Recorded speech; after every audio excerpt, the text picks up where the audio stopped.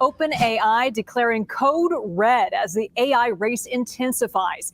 And Google threatens to unseat the industry's early leader. According to a report from the Wall Street Journal, OpenAI CEO Sam Altman told employees the company must focus on improving ChatGPT, pushing all other products to the sideline to address the threat. Last month, Google released an updated version of its AI model called Gemini.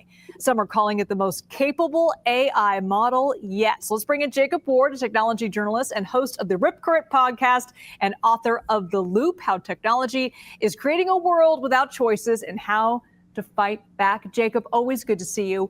So why is OpenAI declaring a code red? Or what are the competitive stakes here? Yeah, well, I mean, you can imagine the OpenAI workers coming back from Thanksgiving thinking they're going to coast right into the holiday. Yeah, and no. all of that being blown up when their boss drops this memo on them. Code red sounds like some sort of national emergency. It is not. It is a business emergency for this company. What they're worried about, of course, is, as you mentioned, Gemini is on the ascent. We've seen Google's user base grow up to something like 650 million monthly users after it released this new image generator. They are definitely catching up. And we saw people like Salesforce CEO Mark Benioff say, this is the one I'm going to use from now on. It's just...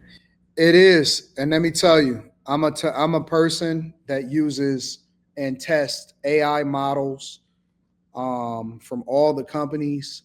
And I've been using Grok, Gemini, and OpenAI's ChatGPT. And I will tell you that Gemini, especially with their latest release, is something like Banana Nano or Hannah Banana Nano or some crap like that. Let me see what it's called. It's called Nano Banana Pro. Nano Banana Pro. It's insane, bro. It's absolutely insane. I'll give you an example.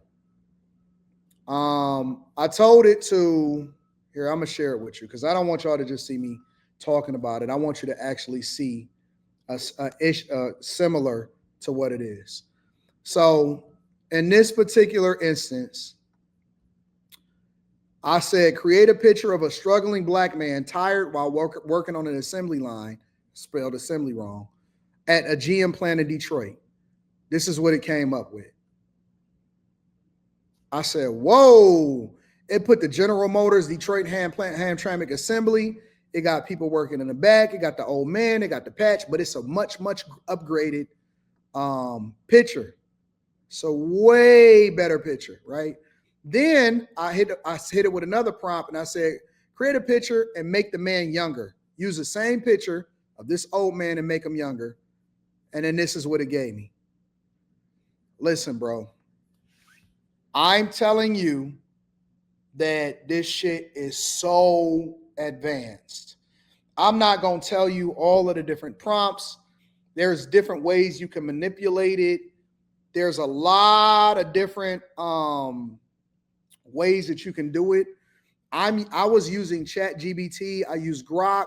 AWS just pushed out an update.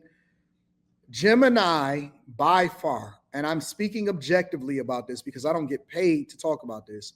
Gemini, by far, is the best, without a doubt. It is head and shoulders above OpenAI and ChatGPT. It is head and shoulders above OpenAI and ChatGPT. Honest to God. Because you know me, I'm going to use the best products and I want to see it. And so I pay, what do I pay? Like $250 a month for Gemini? I pay a lot.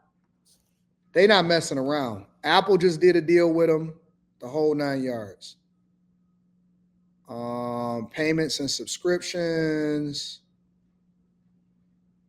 Google One Ultra.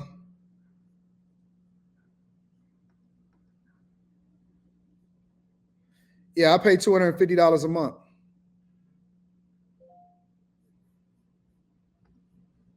Yep, I pay $250 a month. So, you know, it could be costly. And if you're not using it from a business perspective, then I don't think that you should invest in it because I'm spending I'm spending a fucking car note on this shit, but I use it in a lot of different ways and I implement it and I have to stay ahead of it because I need to understand everything that's going on from a business perspective, and everything like that, right? You said it's too expensive for some of us. You don't have to choose that one. I choose it because I want all of the features.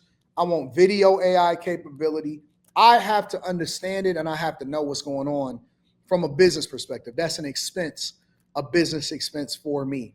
But what I am telling you is that this shit is crazy. It's insane. Gemini is way better than everybody else right now. Honestly, is way better. And so Salesforce, Apple, all of them have partnered with Gemini. And that's why Sam Altman, who is the CEO of OpenAI, is declaring a code red. So cool, it's so great. And that clearly has OpenAI panicking because, as you mentioned, they are the early leader. We've been using ChatGPT the way we used to use the verb Google. And so now they clearly don't want to be displaced here. So what is it about Gemini that's better than ChatGPT? What can it do that Somebody said that what car note costs $250 a month. Well, first of all, it depends on how much you put down. All right. And secondly, I'm paying a car note with all of the AI subscriptions from all of the platforms. Okay. So Gemini is not the only subscription that I have, but it is the most expensive subscription that I have. And $250 a month for one subscription, which includes a bunch of other stuff, is very, very expensive. I don't care how much money you got. It's a very, very expensive subscription. It's probably the most expensive subscription that I have in general, altogether. The other company can't. Well, so the industry benchmarks are typically things like, you throw it a big stack of trivia or a big stack of medical exam questions. You try and trick it into saying hateful or dangerous things and figure out whether it can steer the conversation back in a more great, a better direction. Yeah. But, all those industry benchmarks are theoretically what Gemini has now surpassed this chatbot. A lot of y'all keep asking me, Anton, who were you talking to when I was asking about Somalia and the girl's voice and all of this other type of stuff? I'm talking to Gemini.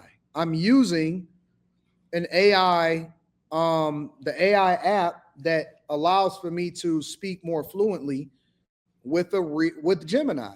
That was Gemini. That wasn't Siri. That was Gemini.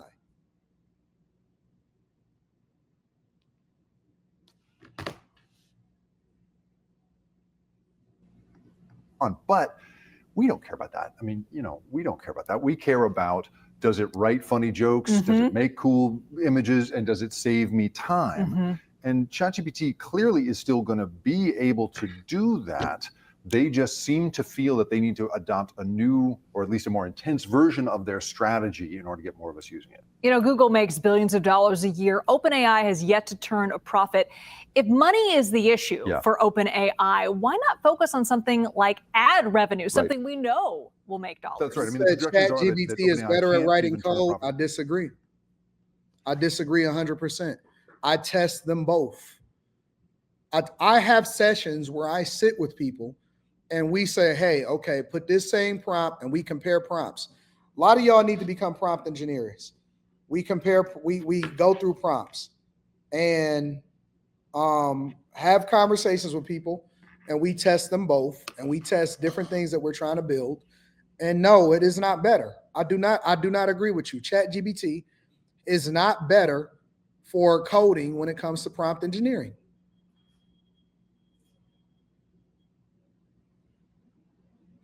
I'm just being 100%. I'm keeping it 100 with you. Till probably 2030, they're talking about spending more than $1 trillion on infrastructure. So how they're going to get there, it's not really clear. But you're right? Why wouldn't you just go for advertising? Why wouldn't you do what Google has done, which makes huge money that way?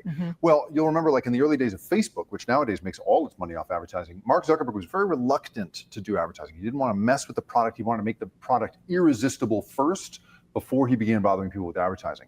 What you hear in both the code red memo language that the Wall Street Journal obtained and in all of the public pronouncements is that what they really want is personalization and emotional attachment. They want ChatGPT to be a thing that you just can't help but use on a psychological and emotional level. It feels to me like that. Your car says, man, if y'all would just have listened to me in the Discord when I told y'all to switch to prompt engineering, you can lead a horse to water, but you can't make him drink. People don't necessarily do stuff until it's too late. A lot of times people, they wait for a long time and they wait until somebody else popularize or benefit from it. Then they want to start getting into it. We talk about all of this in the Patreon. We talk about all of this in the Discord. We talk about all of this in the Bag Chaser. So if y'all need to, and that's why I keep telling y'all, align yourself with a group of people that's going in the direction that you're going in, because you don't even know what you don't know until you start to get in the presence of people that are already doing it. You have to participate. You have to be surrounded by it. If all you know, if everybody that you're around to all day long, the only thing that they ever talk about is dick and pussy, what do you think is going to play out? How do you think that that's going to play out?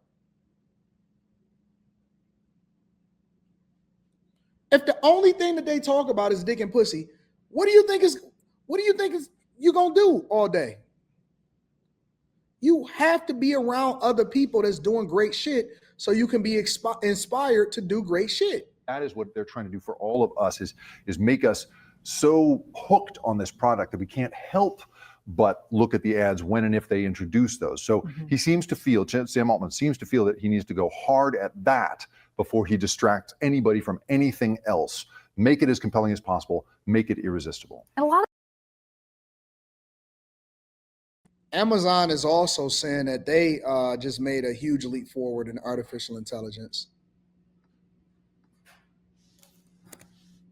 Company-wide memo, a quote, code red on improving the quality of ChatGPT as it faces growing competition from one particular name. The journal says of particular concern to Altman is Google, which released a new version of its Gemini AI model last month that surpassed OpenAI on industry benchmark tests and sent the search giant stock soaring.